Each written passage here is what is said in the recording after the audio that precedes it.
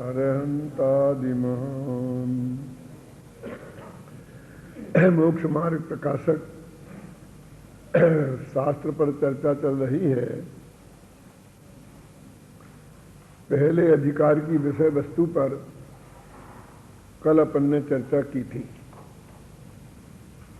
और उसमें ये कहा था कि उन्होंने मंगलाचरण में उस चीज को नमस्कार किया है जिससे आत्मा स्वयं परमात्मा बनता है। साधारण आत्मा पंच परमेष्टि पद को कैसे प्राप्त करता है? जिस भगवान आत्मा के जिस वीतराग विज्ञान के आश्रय से तो पंच परमेष्टि पद को प्राप्त करता है, तो सबसे पहले उन्होंने उन्हें नमस्कार किया था। ये बात ऐसे ही अचानक नहीं हो गई थी। यह बात उनके दिल में इतनी गहराई से जमी हुई है कि दूसरे अध्याय का जब मंगलाचरण करते हैं तो प्रकारांतर से वे उसी बात को फिर याद करते हैं। देखो, मिथ्या भाव अभाव ते जो प्रगटे निज भाव, सो जयवंत रहो सदा, यही मोक्ष उपाय। कि मिथ्या भावों के अभाव से, मैंने मिथ्या दर्शन, मिथ्या ज्ञान और मिथ्या चारित्र के अभाव से जो निज भाव प्रकट होता है वही वीतराग विज्ञान। वीतराग विज्ञान कहो, सम्य दर्शन ज्ञान चारित्र कहो, ये उस निज भाव की बात है जो प्रकट होता है। जो निज भाव सदा विद्यमान है उसकी बात नहीं है। सो जयवंत हो सदा, वह निज भाव मन वीतराग विज्ञान सम्य दर्शन ज्ञान चारित्र सदा ही जयवंत रहो, क्योंकि वही मोक्ष का वास्तविक उपाय है। दूसरी बात एक कही थी अपन ने कि मोक्ष मार्ग प्रकाशक ग्रंथ मोक्ष के मार्ग का निर्माण करने वाला नहीं है, बल्कि उस पर प्रकाश डालने वाला है। मार्ग का निर्माण तो जैन दर्शन में तीर्थंकर भी नहीं करते हैं। मार्ग तो निर्मित ही है, वो भी उसे बताते ही हैं। और यहां इसलिए वो इस पहली कि अब इस शास्त्र में मोक्ष मार्ग का प्रकाश करते हैं, कि हम मोक्ष मार्ग पर प्रकाश डालते हैं। यह साफ लिखा उन्होंने। अपने ग्रंथ के नाम की सार्थकता भी उनके हृदय में बहुत गहराई से जमी हुई है। आगे वे इसी में लिखते हैं, इस अधिकार में ही, कि वो ही उपदेश सच्चा है जो मोक्ष मार्ग पर प्रकाश डाले, वो ही सार्थक है। दुनियादारी की बातें सिखाने वाला जगत में कैसे रहना, ये सारी बातें वो जिनवाणी का उपदेश नहीं हो सकता है। तीर्थंकर परमात्मा सवोषण में बैठकर सास बहू को किस प्रकार प्रेम से रहना चाहिए, भाई भाइयों को कैसे नहीं लड़ना चाहिए, इस बात का उपदेश देने नहीं बैठते हैं। वैसे ये बातें भी अच्छी हो सकती हैं, लेकिन सवाल मोक्ष के मार्ग का है।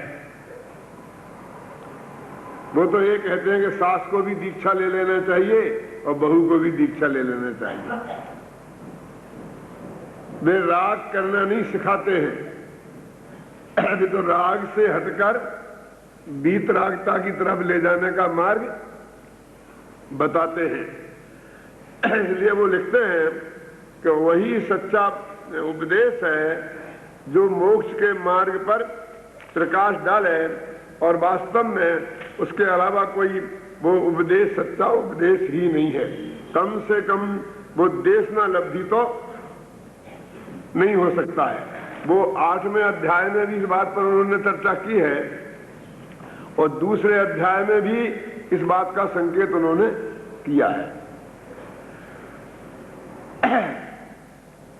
पंडित टोडरमल जी मनोविज्ञान के बहुत बड़े ज्ञाता थे। उन्होंने इस मोक्ष मार्ग पर प्रकाश डालने के लिए परंपरागत रास्ते को नहीं अपनाया। महाशास्त्र तत्वा सूत्र में तो पहला ही सूत्र यह है कि सम्यक दर्शन ज्ञान चारित्राणि मोक्ष मार्गा। उन्होंने तो ये बात पहले सूत्र से ही शुरू की। संसार के दुखों का वर्णन फिर जाके आगे तीसरे चौथे अध्याय में वहां किया। लेकिन पंडित टोडरमल जी इसकी चर्चा 9वें अध्याय में जाकर करते हैं।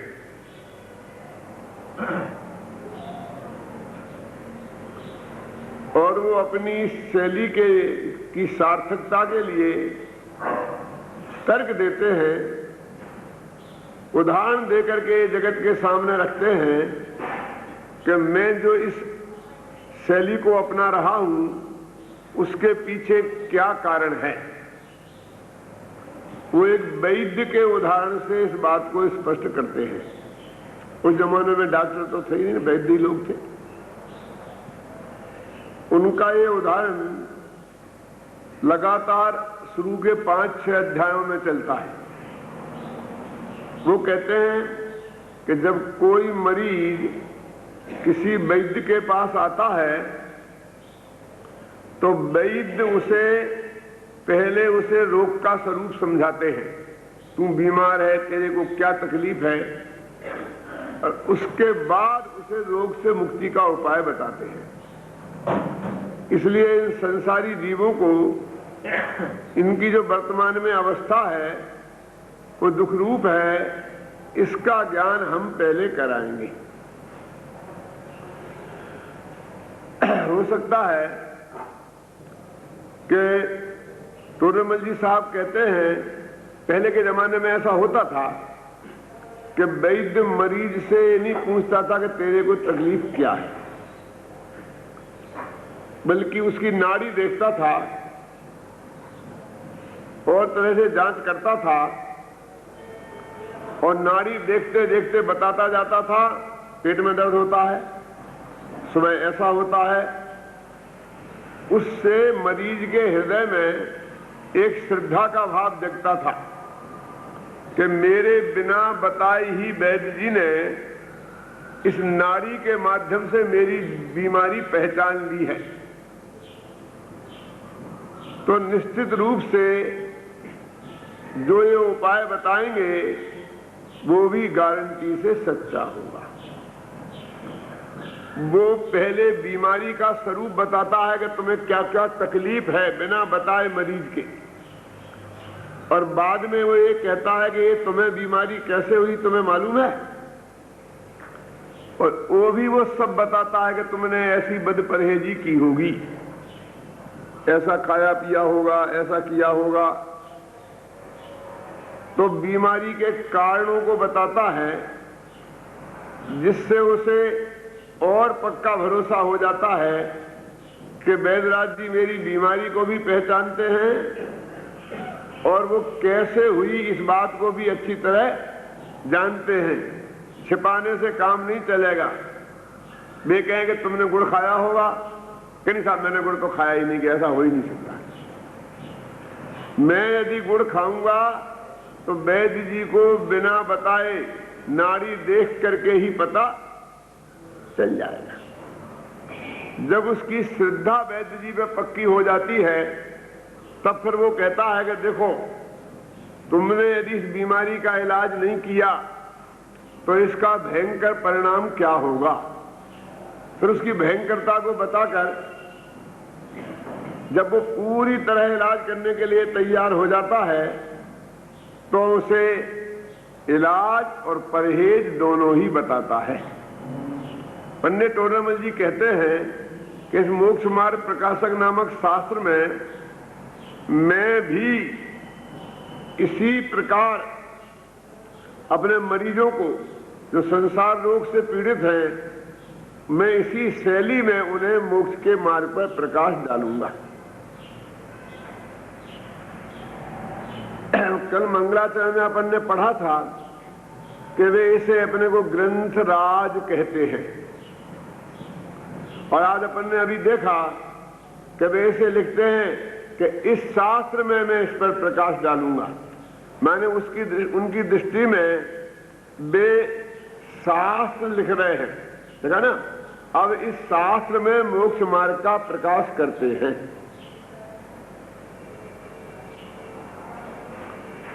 यानी जैसे कुछ लोग कहते हैं ना कि आज शास्त्र तो आचार्य लिखते हैं, पंडित लोग तो किताबें लिखते हैं, पुस्तकें लिखते हैं। ऐसे शास्त्र में और पुस्तकों में जो भेद डालते हैं, उन्हें इस बात पर ध्यान देना चाहिए कि पंडित टोडरमल जी कहते हैं मैं शास्त्र लिखता हूं,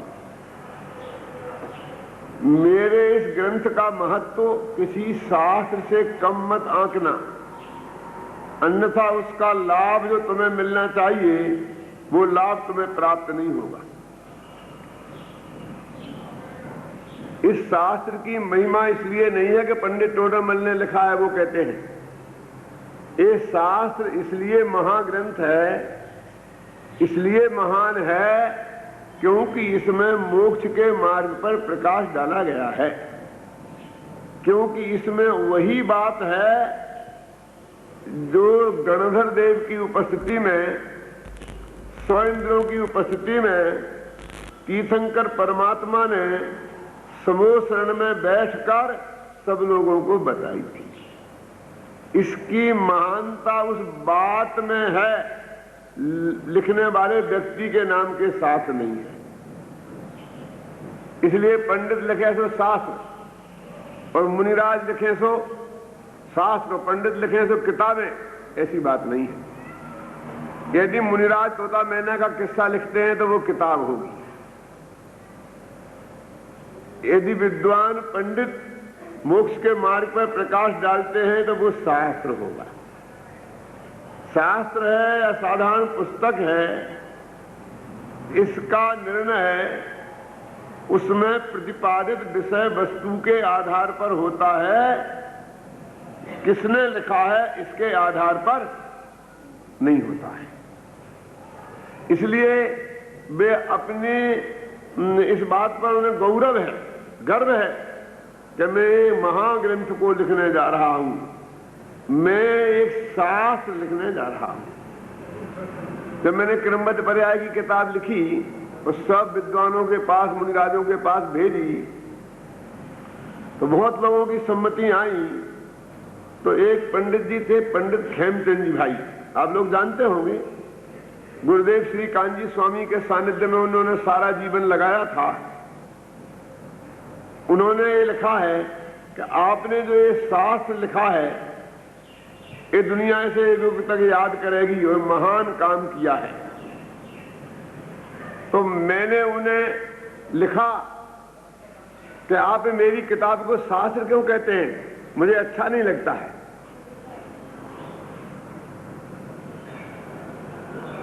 तो उनका उत्तर मेरे पास आया कि आप बहुत भ्रम में हैं कि मैंने आपकी किसी किताब को शास्त्र लिखा है। मैंने तो उसमें जो जैन दर्शन का अद्भुत और महान सिद्धांत है उसका जिसमें प्रतिपादन हुआ है, बहुत सुंदर तरीके से प्रतिपादन हुआ है, जगत के लिए बहुत अच्छी चीज है, वो शास्त्र नहीं महाशास्त्र है। इसलिए आप ये मत समझिए कि ये आपकी बात है, ये तो उस क्रमबद्ध पर्याय नामक किताब पुस्तक की बात है, वो शास्त्र है। यदि हम शास्त्रों के अनुसार, यदि हम भगवान वीतरागी की सर्वज्ञ की वाणी के अनुसार कोई भी चीज लिखते हैं और उसमें आगम से कोई विरोध नहीं है, युक्ति से कोई विरोध नहीं है और वो मुक्ति के मार्ग पर प्रकाश डालने वाला है, तो वो निश्चित रूप से शास्त्र है। हमारे अंदर में इस बात का विचार करने का कोई वो नहीं है कि किसने लिखा है, पंडित ने लिखा है कि आचार्य ने लिखा है। ऐसा आजकल कुछ बातें चलती हैं, इसलिए मैं बात करता हूं। कुछ लोग कहते हैं तो हिंदी में लिखा है, इसलिए संस्कृत भाषा या प्राकृत में लिखा होता तो शास्त्र होता। लेकिन भाषा से कोई शास्त्र नहीं होता है। भाषा तो युग के हिसाब से बदलती रहती है।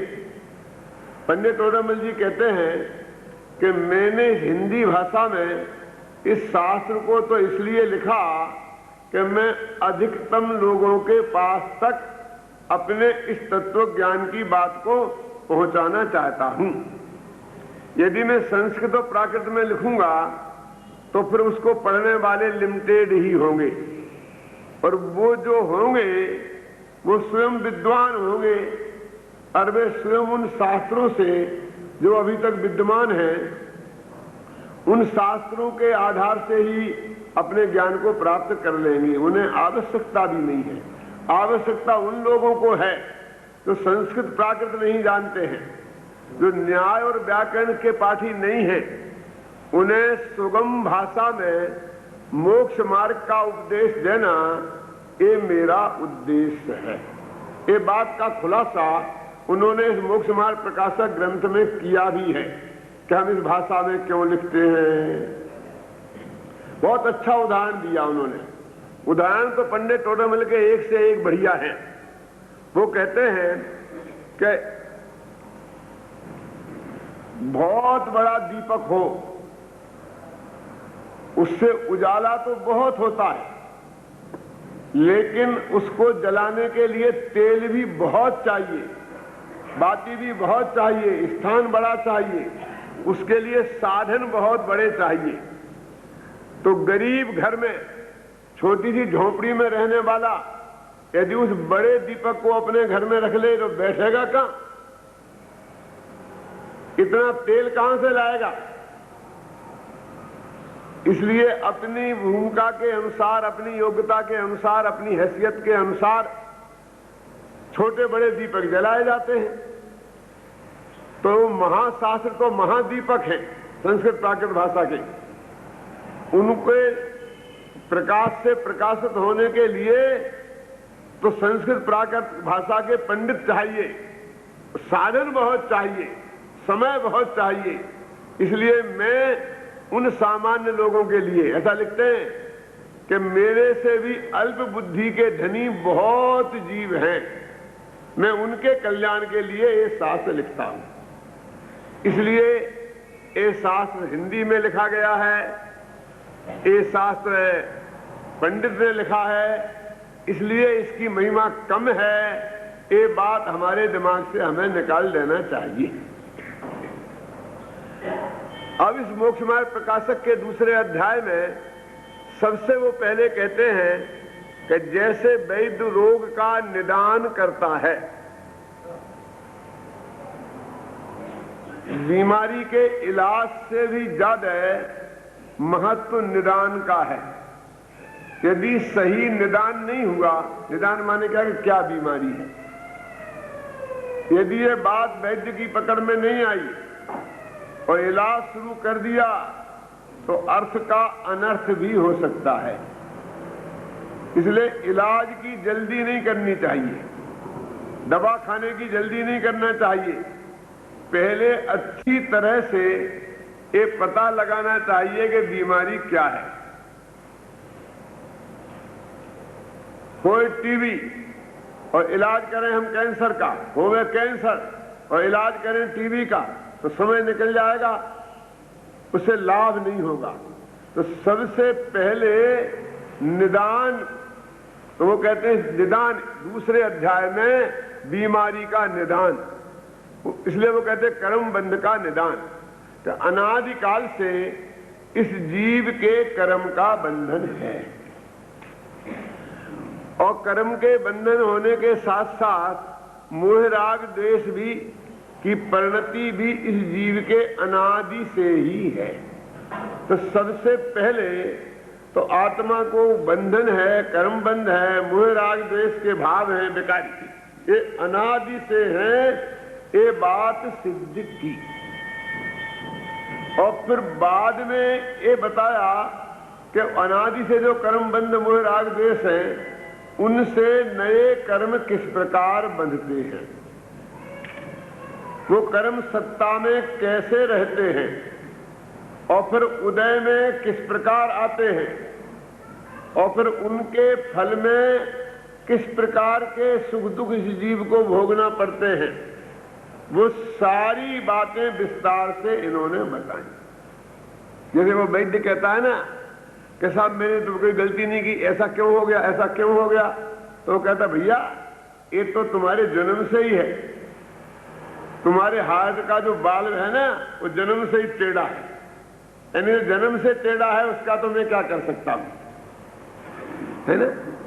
ये बीमारी तो तुम्हारे जन्मजात है, पैतृक है जैसे बोलते हैं ना। तो कहते एक बीमारी तो इस आत्मा को अनादि से है। इन्होंने विस्तार से प्रकाश डाला कि आत्मा और कर्म का बंधन अनादि से है, नया नहीं हुआ है, और मोह राग द्वेष का परिणाम ये भी अनादि से है। तो ऐसा भी प्रश्न उठाया कि जब अनादि से मिला है तो आपने जाना कैसे कि ये जुदे जुदे हैं, कर्म जुदा है और आत्मा जुदा है। जब अनादि से ही मिक्सचर है तो जान नहीं सकते हैं ना। तो उन्होंने कहा बाद में जब ये अलग हुए किसी के, तो पता चला कि ये तो जुदे जुदे थे जिन्हें हम एक समझ रहे थे। जैसा सोना अनादि से ही खदान में वो विकार से युक्त है, शुद्ध सोना थोड़ी कहीं पर अंदर में है। जो सोना की खदानें हैं उनमें से तो अशुद्ध सोना ही निकलता है, तो उसे शुद्ध करके शुद्ध बनाया जाता है। तो वो अशुद्ध सोने में अशुद्धि जुदी है, विकार जुदा है और सोना जुदा है। ये पता कैसे चला कि जब वो बाद में अलग अलग हुआ तो मालूम पड़ा कि विकार जुदा था और आत्मा जुदा था। इस तरह उन्होंने सबसे पहले अनादिकाल से आत्मा के कर्म का बंधन है और वो उसी की उदय निमित्त से आत्मा में मोह राग द्वेष के परिणाम है। ये एक तो बीमारी का स्वरूप ये है। और जब हम देखते हैं ना कि भाई तुम्हें जुकाम कैसे हो गया, कि साहब ठंडी हवा चली, ठंडी हवा के लगने से मुझे जुकाम हो गया। ठंडी हवा के लगने से जुकाम हो जाए तो सबको हो जाना चाहिए था, क्योंकि वो ठंडी हवा अकेली तुम्हें नहीं लगी है, वहां तो हजारों लोग थे और उनको तो जुकाम नहीं हुआ, तुम्हें कैसे हो गया? कि धूल बहुत उड़ रही थी इसलिए मेरे को एलर्जी हो गई। कि धूल अगर तुम्हारे लिए नहीं उड़ती है राजस्थान में, सारे राजस्थानियों के लिए उड़ती है, उन्हें क्यों नहीं हो जाता है? तो कहते हैं ये बात भी सत्य है कि वो ठंडी हवा लगी इसलिए जुकाम हो गया, और सबको नहीं होता। इसका कारण ये है कि जिसको ठंडी हवा से अथवा धूल से एलर्जी है उसे होता है, उन्हें एलर्जी नहीं है इसलिए उन्हें नहीं होगा। तुम्हें एलर्जी है इसलिए तुम्हें होगा। तो अनादि से तुम्हारे मोह राग द्वेष के परिणाम हैं, इसलिए तुम्हें नवीन कर्म का बंध होता है। और इसको सरल किया पंडित जी ने। वो क्या कहते, सुनो, किसी माँ बहन को देखने से काम का विकार होता है तो मुझको ही क्यों होता है, साधु संतों को क्यों नहीं होता है, और महापुरुषों को क्यों नहीं होता है? कि ये बात भी सत्य है कि मां के देखने से, बहन के देखने से विकार होता है, महिलाओं को देखने से, लेकिन जिसके अंदर पहले से विकार मौजूद है उसे होता है, और जिसके अंदर में मन में विकार नहीं है उसे नहीं होता। इसे दो बातें सिद्ध हुई कि अनादि से आत्मा कर्म से और राग द्वेष से युक्त है, इसलिए नया राग द्वेष होता है और इसलिए नया कर्म बंध होता है। कर्म बंध की प्रक्रिया में तो उन्होंने 4 प्रकार का जो बंध होता है वो बताया कि स्थिति और अनुभाग, प्रकृति और प्रदेश, ये 4 प्रकार का बंध होता है। और प्रकृति और प्रदेश बंध योग से होता है और स्थिति और अनुभाग बंध कसाय से होता है। लेकिन सबसे महत्वपूर्ण बात जो ये है, जिसकी तरफ मैं आपका ध्यान आकर्षित करना चाहता हूं,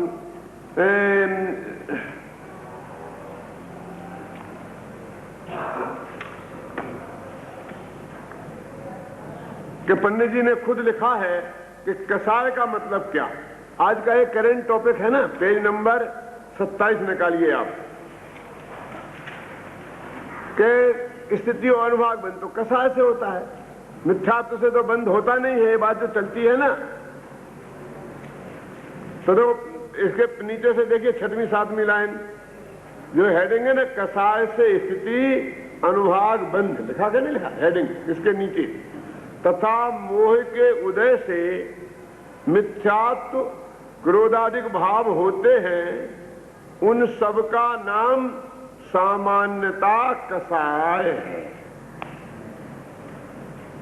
कितना स्पष्ट शब्दों में लिखा है कि कसाय माने क्या। पन्नालाल जी साहब, अकेले क्रोध मान माया लोभ कसाय नहीं लिखा ना, मिथ्यात्व और क्रोध मान माया लोभ और जितने भी मोह कर्म के उदय से भाव होते हैं, चाहे दर्शन मोह के उदय से हो चाहे चारित्र मोह के उदय से हो, सबका एक नाम कसाय है।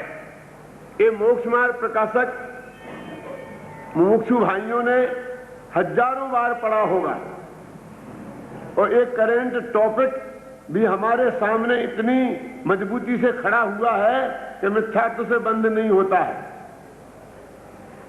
लेकिन इसकी तरफ हमारा ध्यान नहीं जाता। क्या करें साहब, गवर्नमेंट साहब ने तो लिखा है कसाय से स्थिति अनुभाग बंद होता है, कसाय से स्थिति अनुभाग बंद होता है। उस जमाने में, टोडरमल जी के जमाने में तो कोई शायद ऐसा कहने वाला नहीं होगा, हो भी सकता है, लेकिन उनका ध्यान गया और उन्होंने उसे परिभाषित किया कि जब हम ये कहते हैं कि कसाय से स्थिति और अनुभाग बंद होता है, तो उसका अर्थ अकेला कसाय नहीं होता है, मिथ्यात्व, अविरति, प्रमाद और कसाय, ये अर्थ होता है। तो इसमें अविरति और प्रमाद तो लिखा ही नहीं है। तो भाई साहब, प्रमाद के जो 15 भंग होते हैं, भेद होते हैं, उनमें 4 कसाएं शामिल हैं, इसलिए वो समझाने की जरूरत ही नहीं है। और अविरति जो है वो तो अप्रत्याख्यानावरण कसाय के उदय से ही होती है, इसलिए वहां लिखने की जरूरत नहीं थी। मिथ्यात्व के साथ में चक्कर था, इसलिए उन्होंने लिख दिया कि मिथ्यात्व क्रोधादिक भाव होते हैं, उन सब का नाम जो मोह कर्म के उदय से, मोह के उदय से मिथ्यात्व और कसाय, उन सब का माने 28 ही प्रकार के जो भेद हैं, उन सब का नाम कसाय है। अब हम करते क्या है, देखिए कि इसको तो ध्यान नहीं देते हैं और आगे का पेज पे निकाल के देखें, जहां लिखा है कि जिन्हें बंद नहीं करना है वे कसाय नहीं करें। देखो पेज नंबर 28 पर ये नीचे है ना, ज्ञानहीन जल पुद्गल परमाणुओं का यथायोग प्रकृति परिणमन, इसके ऊपर की पंक्ति देखो, जिन्हें बंद नहीं करना हो वे कसाय नहीं करें। ये दिखाते हैं कि देखो देखो देखो, टोडरमल जी साहब भी लिखते हैं कि कसाय नहीं करें क्योंकि कसाय से बंद होता है, लेकिन उन्होंने लिख दिया कि कसाय शब्द का अर्थ क्या। मैं जब यहां कसाय बोलूं तो उसमें मिथ्यात्व आदि सब भाव लेना, उस पर हम ध्यान नहीं देते हैं। और कसाय शब्द का अर्थ जो हमने अपने मन से समझ रखा है, उसे ही समझकर और अपनी व्याख्या करते चले जाते। कितना स्पष्ट लिखा। तो इन्होंने बताया कि प्रकृति बंद, प्रदेश बंद, स्थिति बंद और अनुभाग बंद, संक्षेप में इसमें प्रकाश डाला। प्रदेश बंद क्या है कि आत्मा के मोह राग देश भावों के निमित्त से जो कर्माण वर्णाएं कर्म रूप परिणमित होती हैं, तो जितने भी पुद्गल के वे परमाणु आत्मा के प्रदेशों के साथ एक में एक होते हैं, उन परमाणुओं का आत्मा के साथ एक में एक होना, उसका नाम है प्रदेश बंध। जितने परमाणु आए, समझ लीजिए 1 लाख परमाणु आए, जितने भी आए, शास्त्र में की भाषा में उसे समय प्रबद्ध बोलते हैं। एक समय में बंधने वाले कर्म के परमाणु का एक नाम क्या है? समय प्रबद्ध, माने एक समय में बंधने वाले, उसमें जितने भी हैं। अब उनका बंटवारा होता है। आज कर्म है ना, उनकी 148 प्रकृतियां हैं, तो उनमें जो बंटवारा होता है कि ये कर्म ज्ञानावर्णी रूप परिणमित होंगे, ये दशनावर्णी रूप होंगे, एक आयुना गोत्रंतराय रूप होंगे, मोहिनी रूप होंगे। तो वो बंटवारा जाकर के उन रूप में हो जाना, प्रकृति माने स्वभाव, कि इसकी ज्ञानावर्णी ज्ञान को आवरण करने की प्रकृति है, इसको दर्शन को आवरण करने की प्रकृति है, इसको क्रोध पैदा करने की प्रकृति है। प्रकृति माने स्वभाव। तो उसका वो बंटवारा तक हो जाने का काम ये योग माने मन वचन काय की चंचलता, अथवा मन वचन काय की चंचलता के निमित्त से जो आत्मा के प्रदेशों में परस्पंद हलना डुलना होता है, उसका नाम है योग। तो इतना काम तो योग से होता है। और योग तो आपको जानते हैं, अनंत भगवान के भी है।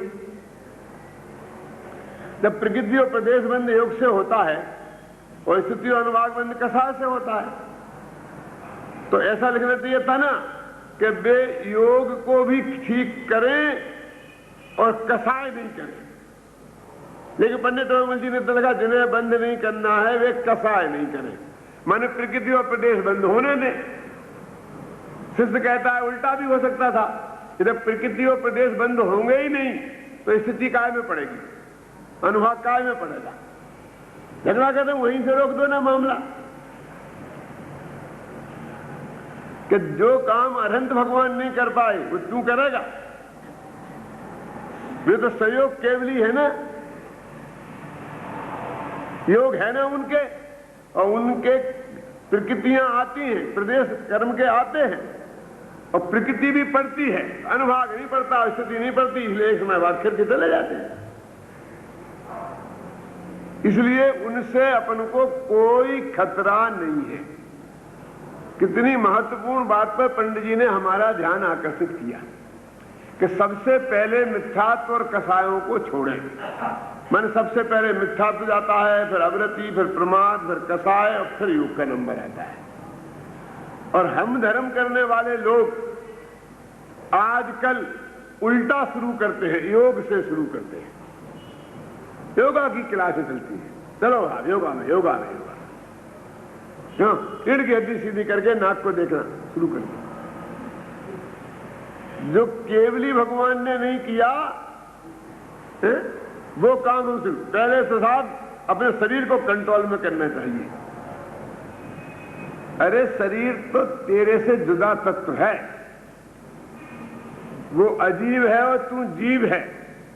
एक द्रव्य का दूसरे द्रव्य में कोई कुछ कर नहीं सकता है, ऐसा महासिद्धांत है। और तू शरीर को कब काबू में करना, यहां से धर्म शुरू करता है। ये तो मिथ्या मान्यता है। आत्मा का धर्म करने के लिए आत्मा से आरंभ होना चाहिए। फिर क्या कहते हैं, कसाय कम करें, पहले योग ठीक करें, फिर गुस्सा नहीं करें। वे कहते हैं पहले मिथ्यात्व जाएगा, फिर अवृत्ति जाएगी, फिर प्रमाद जाएगी, फिर कसाय पूरे रूप से जाएगी, फिर योग, और हम फिर करते हैं। और उसके नीचे बातें ही नहीं करते हैं, बस खत्म। कसाय कम करें और फिर बहुत से बहुत कुछ व्रत ले लो, प्रमाद नहीं करो, आलस नहीं करो, लेकिन मिथ्यात्व की तो कोई बात ही नहीं करता। करेगा भी क्यों? क्योंकि वो बंध का कारण ही नहीं है। जब उसे हम मानते हैं वो बंध का कारण नहीं है, ऐसा मानते हैं, तो उसकी तरफ ध्यान देने की जरूरत क्या है? तो पंडित जी यहां पर कहते हैं मिथ्यात्व और कसाय। तो अब वो जो प्रकृति और प्रदेश बंद होता है, उन प्रकृति जो कर्म की बंधी है, वो कितने काल तक आत्मा में रहेगी, इसका निर्धारण कसाय के अनुसार होता है। कसाय माने वही मिथ्यात्व से लेकर अवृत्ति प्रमाद और कसाय। अब मैं बार बार नहीं कहूंगा, मैं कसाय शब्द बोलूं तो आप चारों समझ लेना। क्या? तो इनसे वो कितने काल रहेगी वो इसके अनुसार होता है, और उसका डिटेल हमारे करुणान योग के ग्रंथ में है। पंडित जी ने बताया है कि शुभ कसाय हो, शुभ भाव रूप कसाय हो तो पुण्य प्रकृतियों में स्थिति लंबी पड़ती है, अशुभ भाव रूप हो तो पाप प्रकृतियों में लंबी पड़ती है। वो डिटेल है, इसमें भी थोड़ा बताया है और आगम में बहुत बताया है। लेकिन सिर्फ अपन को तो अभी इतना समझना है कि वो उस कितने काल तक रहेंगे इसका निर्धारण मिथ्यात्व और कसाय से होता है। बस इसका नाम है स्थिति बंध। अब वो रस कैसे देगा, उसका फल कैसे आएगा, तो उसे बोलते हैं अनुभाग बंध। तो वो भी इस कसाय के अनुसार माने मिथ्यात्व और कसाय के अनुसार बनता है। प्रकृतियां माने प्रदेश कम हो और फल ज्यादा मिले, प्रदेश ज्यादा हो और फल कम आए, ऐसा हो सकता है। इसके लिए पंडित जी ने बहुत अच्छा उदाहरण दिया है कि कोई मादक पदार्थ है और उसमें परमाणु कम है लेकिन नशा ज्यादा चढ़ता है, और एक में एक गिलास शराब पी जाए और नशा ही नहीं आने, और एक में जरा सा एक तोला पिए तो पागल हो जाए। उसमें मादक शक्ति ज्यादा है। तो वो कहते शराब के साथ जितने ज्यादा काल तक रहता है उसमें उतनी अधिक मादक शक्ति पैदा होती जाती है। ऐसे ही इस कर्म में भी ऐसा है,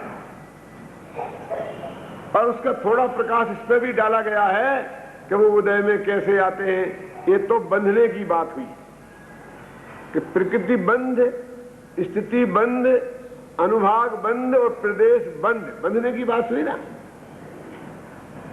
अब वे कर्म सत्ता में रहते हैं, इसमें भी प्रकाश डाला। ये सब बीमारी का निदान चल रहा है पंडित टोडरमल जी के शब्दों में। दूसरे अध्याय की चर्चा चल रही है, दूसरे अध्याय का सार चल रहा है कि जब वो कर्म बंधा और जब वो उदय में आएगा तो उन दोनों के बीच में जो कर्म आत्मा के साथ में रहेगा उसका नाम है सत्ता। तो उसका भी कुछ नियम है, कुछ आबाधा काल कहलाता है। आबाधा काल, आबाधा काल का मतलब यह है कि कर्म जो अभी बंधा है वो कब तक बाधा नहीं देगा। बंधा हुआ कर्म बाधा नहीं देता है, सत्ता में पड़ा हुआ कर्म बाधा नहीं देता है। जब उदय में आता है तो उसका फल आता है। तो आबाधा काल माने उदय में नहीं आना। इसको उदाहरण से ऐसा समझ सकते हैं हम कि हमने कर्जा लिया किसी साहूकार से, गवर्नमेंट से, तो वो कहता है 3 साल तक तो आपका कोई तगादा नहीं करेगा, आपको चुकाना नहीं है 3 साल तक। 3 साल बाद फिर इकट्ठा नहीं चुकाना है, फिर किस्तें बन जाएंगी और आपको हर महीने इतना देना पड़ेगा। अथवा ऐसा कि पहले महीने में आपको 500 रुपये महीना 1 साल तक देना पड़ेगा, फिर दूसरी साल 400 रुपये महीना, फिर तीसरी साल 300 रुपये महीना, ऐसी किस्तें बन जाएंगी। लेकिन वो 3 साल तक एक पैसा नहीं देना है। तो ऐसे ही कर्म में होता है आबाधा काल, माने जब तक वो कर्म का उदय बिल्कुल नहीं आएगा उसका नाम आबाधा काल। वो सत्ता में पड़ा है। जब उदय में आना शुरू होता है तो ऐसा नहीं कि इकट्ठा आ गया, वो एक समय में बंधा हुआ कर्म अनेक समयों में बंध करके उदय में आता है, किस्तों में उदय में आता है। और वो ऐसी होती है किस्त कि सबसे पहले सबसे अधिक प्रदेश उदय में आते हैं, फिर बाद में धीरे धीरे कम होते जाते हैं। बोला पहले साल 400 रुपये महीना, दूसरे साल 300 रुपये में देगी। लेकिन अनुभाग में उल्टा होता है। जब वे ज्यादा प्रदेश आए तो कम फल देते हैं, जब कम प्रदेश उदय में आते हैं बाद में तो वे ज्यादा फल देते हैं। ये डिटेल सब करुणान योग के शास्त्रों में है। पंडित टोडरमल जी ने थोड़ा प्रकाश डालकर और ऐसा लिखा है यहाँ कि ये सब बातें हम आगे जब कर्म अधिकार लिखेंगे तो उस कर्माधिकार में विस्तार से ये सब बातें हम आपको लिख बताएंगे। ये इसमें लिखा है कर्माधिकार, माने कर्माधिकार नाम का कोई अधिकार वो इसमें लिखने वाले थे पंडित जी। उनके दिमाग में एक प्लानिंग थी कि इस मोक्ष मार्ग प्रकाशक ग्रंथ में कर्माधिकार नाम से एक अधिकार में पूरा का पूरा लिखूंगा। इसलिए वो लिखते हैं कि इसकी चर्चा हम आगे चलकर कर्माधिकार में विस्तार से करेंगे। यहां नहीं चाहते हैं वो हम विस्तार से उसकी चर्चा करें। जब आज पंडित जी नहीं चाहते हैं तो हम भी नहीं चाहते। पेज नंबर 30 पे है, देखो, द्रव्य कर्म व भाव कर्म के स्वरूप व प्रवृत्ति, ये हेडिंग है ना, इसके ऊपर है। सो इन सबका विशेष आगे कर्म अधिकार में लिखेंगे, वहां से जानना। मैंने कल चर्चा की थी ना कि आगे इसमें क्या क्या होता। मैंने जो कल्पना करके निकाला है वो टोडरमल जी के इन्हीं वाक्यों में से उसके प्रतिफल के रूप में निकाला है। पूरा जो कर्मकांड उन्होंने पढ़ा था, सम्यक ज्ञान चंद्रिका का जो चीज है वो इस मोक्षमार्ग प्रकाशक में सरल भाषा में आने वाली थी। पंडित टोडरमल जी के दिमाग में ये प्लानिंग था। हमारे दुर्भाग्य से वो नहीं आ पाया। कर्म का नहीं आ पाया, धर्म का तो आ गया। जब इस बात पर विचार आता है तो बहुत दुख होता है कि यदि ये पूरा हो गया होता तो कितना अच्छा रहता। फिर जब इस बात का विचार आता है कि जितना लिखा गया है उतना भी हम ढंग से नहीं पढ़ते हैं तो पूरा लिखा जाता तो उससे क्या होता। मरे पुत की बड़ी बड़ी आंखें, ऐसी बात हुई ना। तो गंध हस्ती महाभाष्य हमारा बहुत महान ग्रंथ है जो आचार्य समंतभद्र ने लिखा था। वो तत्वा सूत्र का महाभाष्य है। उसके लिए हम रोते हैं और तत्वा सूत्र पढ़ते नहीं है, सर्वासिद्धि पढ़ते नहीं है, राजवार्तिक पढ़ते नहीं है, श्लोक वार्तिक पढ़ते नहीं है, अर्थ प्रकाश का पढ़ते नहीं। अरे उसी तत्वार सूत्र पर इतने महान ग्रंथ अभी उपलब्ध भी तो हैं, अकलंक के और पूज्यपाद के जैसे, और उन्हें पढ़ने में भी तो हमें पसीना निकल जाता है। जो मोक्ष मार्ग प्रकाशक हमें उपलब्ध है उसको गहराई से हम अध्ययन कर लें तो उनको ये कहने का अधिकार है, ये विकल्प करने की जरूरत है कि और आगे होता तो बहुत अच्छा रहता। हमें तो यही इतना बड़ा पोथर ना दिखता है। 400 पेज, इतना बड़ा ग्रंथ, इतनी बड़ी नहीं, हमें तो कोई छोटी सी किताब दे दो। क्या है? तो पंडित जी ने इस तरह से यहाँ कर्म कैसे बंधते हैं, कब तक कर्म सत्ता में रहते हैं और किस प्रकार वो उदय में आते हैं, इस पर उन्होंने संक्षेप में प्रकाश डाला। फिर उन्होंने कहा कि ये तो अनादि से कर्म बंध है, बीमारी है, और फिर वो नई नई कैसे पनपती रहती है इसकी बात हुई कि तुम्हारे खून में जन्म से ही एलर्जी है और फिर तुम धूल में जाते हो, मिट्टी में जाते हो, धूप में जाते हो तो तुम्हारे लिए बार बार जुकाम हो जाता है, और फिर बार बार हो जाता है तो नाक में जख्म हो जाते हैं, अंदर फेफड़े में गड़बड़ हो जाती है, अभी और बीक पड़ते हैं तो और गड़बड़ हो जाती है। ये तो इतनी बात हुई कि अनादि से भी बीमारी है, ये बात भी सच्ची है, और फिर बाद में भी होता है गड़बड़, ये बात भी सच्ची है। अपन कहते हैं टका में टका और ढका में ढका। इस गरीबी के साथ गरीबी तो पहले ही से जन्मजात गरीबी है और उसके बाद में और आफतें आ जाती हैं। बच्चा बीमार हो गया, ये नहीं हुआ, ये नहीं हुआ, ये नहीं हुआ, और तकलीफें खड़ी हो जाती हैं। तो कहते हैं ये तो तेरी बीमारी की वर्तमान की पोजीशन है, कर्म बंध निधान, माने बीमारी की अनादिकाल की जो बीमारी है। फिर वो ये कहते हैं कि जो कर्म बंध निधान है उसमें कर्म जो 8 प्रकार के हैं, ज्ञानावरण, दशनावरण, वेदनी, आयु, नाम, मूल, भूत, अंतराय, इन 8 कर्मों से तुझे कैसी कैसी तकलीफें होती हैं उसका उन्होंने संक्षेप में वर्णन किया। उन तकलीफों का दर्शन भी उन्होंने संक्षेप में किया। ज्ञानावरणी कर्म के उदय से क्या होता है, दशनावरणी कर्म के उदय से क्या होता है, वेदनी के कर्म के उदय से क्या होता है, मोहिनी कर्म के उदय से क्या होता है। यानी वो बीमारी के जो तेरे को लक्षण प्रकट होते हैं ना, वो कहते कभी कभी तुम्हें जुकाम हो जाता होगा, कभी कभी सिर दर्द हो जाता होगा, कभी शरीर में चकत्ते पड़ जाते होंगे, कभी सर्दी लगती होगी, कभी गर्मी लगती होगी, है ना। ऐसे वो पंडित जी बताते हैं कि ये जो तेरे को बीमारी के अंदर में जर्म्स पड़े हैं, उनसे तेरे को कैसी कैसी तकलीफें होती होंगी, उसके लिए उन्होंने कहा कि ज्ञानावरणी कर्म के उदय से तेरा ज्ञान, दशनावरणी कर्म के उदय से तेरा दर्शन ढक गया है, तू अनंत ज्ञान का धनी है, तेरे में ऐसी ताकत है स्वभाव से कि एक क्षण में आंख खोले बिना सारे लोकालोक को हाथ में रखे हुए आंवले जैसा जानने को होता है। तू क्या चीज है तेरे को पता है। लेकिन इस ज्ञानावरणी कर्म के उदय से तेरी वो ज्ञान शक्ति इतनी क्षीण हो गई है, इतनी क्षीण हो गई है कि तू जड़ जैसा, पत्थर जैसा हो गया है।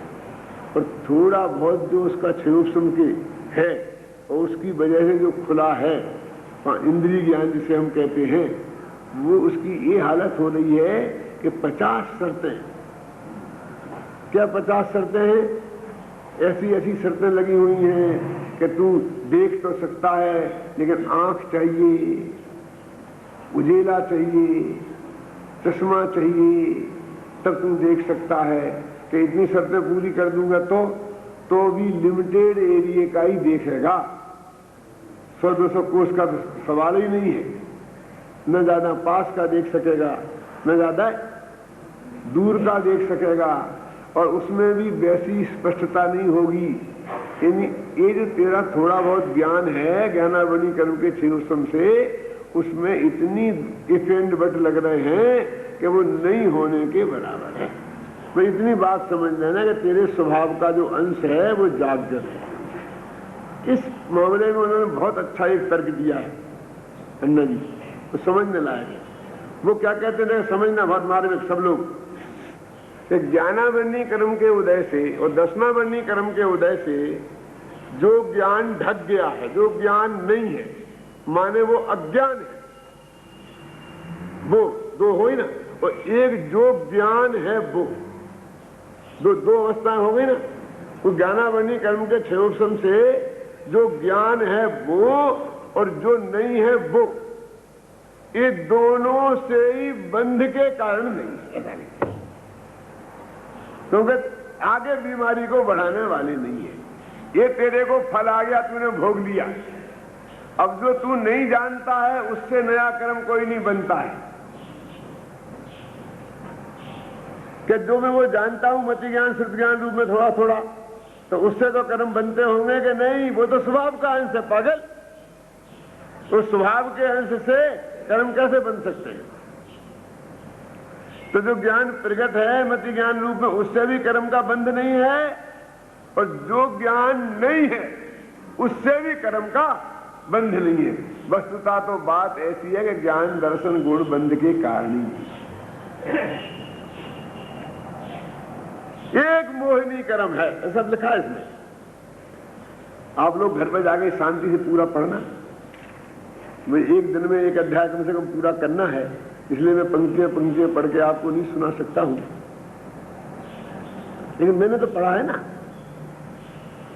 पंडित की बात समझ के उड़ा मत देना, हिंदी की बात समझ के उड़ा मत देना। क्या ये इसकी बात है क्या कि वो बंध का कारण नहीं है? बंध का कारण तो मोहिनी कर्म के उदय से जो मिथ्यात्व कसाय भाव है, वो ही वास्तव में बंध का कारण है। कुछ योग से जो बंद होता है उसकी तो वे यहां बात ही नहीं करते हैं। वो तो कहते हैं तुम्हें बंद नहीं करना है तो कसाय नहीं करो, क्योंकि वो तो केवली के बाद में भी होता, ऑटोमेटिक प्रक्रिया में होगा, उससे हमें अभी कोई लेना देना नहीं है। यानी 8 कर्मों में 7 कर्मों के उदय से कोई बंध का संबंध नहीं है। सत्ता में पड़े हुए कर्म तो 8 ही में बंध के कारण नहीं है। बंधते वक्त वाले कर्म 8 ही कर्म बंध के कारण नहीं है। उदय में आने के वाले होते हैं, तो उदय में भी अकेले मोहिनी कर्म के उदय से जो मिथ्यात्व और कसाय भाव होता है वो बंध का कारण है और कोई बंध का कारण नहीं है। ये बात उन्होंने अच्छी तरह से इसमें समझाई, बहुत वजन दे के ये बात कही, क्योंकि हमको पता तो पड़ेगा बीमारी का कारण क्या है। कि साहब मेरे को तो जुकाम होता है ना, तो मैं तो बस सब पानी, ठंडा पानी पीने बंद कर देता हूं, ये कर देता हूं। पागल है, पानी तो खूब पिया करे। कि नहीं वो ठंडा पानी नहीं, ठंडा पिया करे। अमेरिका वाले तो बर्फ खाते हैं सर्दियों के दिनों में, और जुकाम वाले भी बर्फ खाते हैं। जो पानी से गड़बड़ होती है, अरे पानी तो इन्फेक्शन वाले पानी से गड़बड़ होती है, पानी में जो कीटाणु उससे गड़बड़ होती है, पानी में जो धूल मिट्टी गड़बड़ी होती है। बढ़िया छना हुआ गर्म करके बॉइल्ड वाटर हो ना, क्या बॉइल्ड वाटर हो, माने बढ़िया गर्म किया हुआ प्रासुक पानी हो, तो कितना ही ठंडा हो पी जाते हो, कोई नुकसान नहीं है, कोई तकलीफ नहीं होगी। कि नहीं मैं तो नहाना बंद कर देता हूं बुखार में। ये पागल क्यों नहीं बात करता है? क्यों नहाना बंद करता है?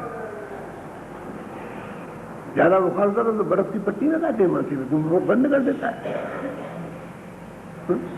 और तेरी हालत खराब हो जाती है। ये नहीं है।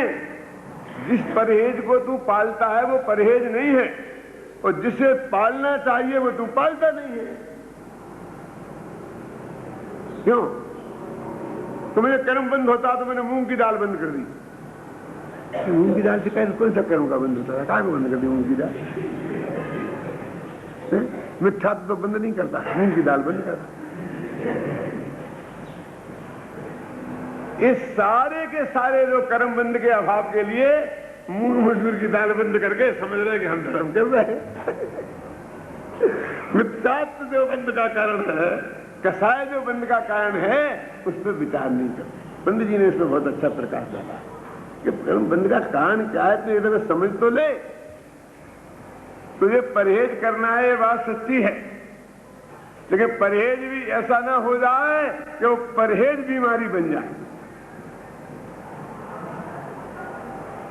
जब वो मेरा ये हार्ट का हो गया ना, और जब मैं आने लगा फाइनल यहां अमेरिका से, तो डॉक्टर ने मालूम क्या कहा मेरी मिसेज से, कि इन पंडित जी को थोड़ा खाने पीने को देना, इतना इतना ज्यादा परहेज मत कराना, थोड़ा सा आनंद लेने देना।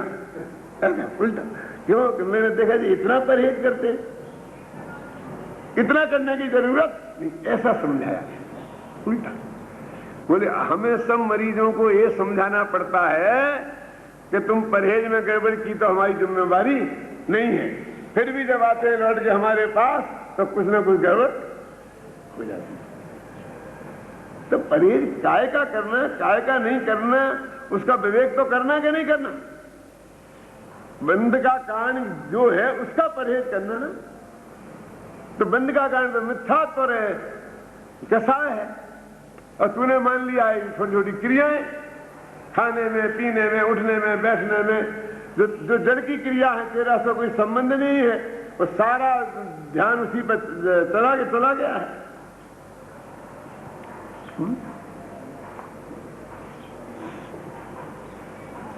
कि फिर उन्होंने कहा कि देखो वो ज्ञाना बनी, दसना बनी, वेदनी, वेदनी कर्म के उदय से ये शरीर और शरीर के बाहर के संयोग, जिसे हम सुख दुख सामग्री कहते हैं, उनकी प्राप्ति होती है। ख्याल में है ना? अब उनमें वे सुख दुख के कारण कब बनते? कहते तो है सुख दुख सामग्री, उसे नाम तो है उसका सुख दुख सामग्री, लेकिन सुख दुख के कारण नहीं। वो मोह का उदय हो तो वे कारण बनते हैं, और मोह का उदय नहीं हो तो वे कारण नहीं बनते। आयु कर्म में तो ये काम है कि कितने काल तक तुम इस देह में रहोगे, इसलिए वो बंध का कारण है नहीं। नाम कर्म से गोरा भूरा शरीर मिल गया, काला कलूटा मिला, तो ऐसा थोड़ी कि काला कलूटा शरीर है तो ज्यादा कर्म बंधेंगे, और गोरा भूरा शरीर है तो कम कर्म बंधेंगे, ऐसा कुछ है ही नहीं। हाँ, तू काला कलूटे शरीर से होने से दुखी होएगा, और गोरा भूरा होने से अभिमान में चढ़ जाएगा, कसाय करेगा, उसमें एकत्व बुद्धि करेगा तो जरूर बंद होगा। गोत्र में ऊंच गोत्र नीच गोत्र होता है।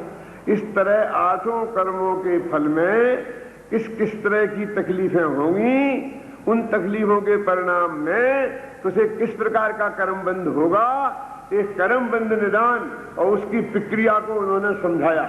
अच्छी तरह बीमारी समझ जाए मरीज एक बार तो फिर उसे उसका इलाज बताने की बात आगे आरंभ करेंगे। इस तरह दूसरे अध्याय का सारांश हुआ, जिसमें पंडित टोडामल जी ने ये बात बताई।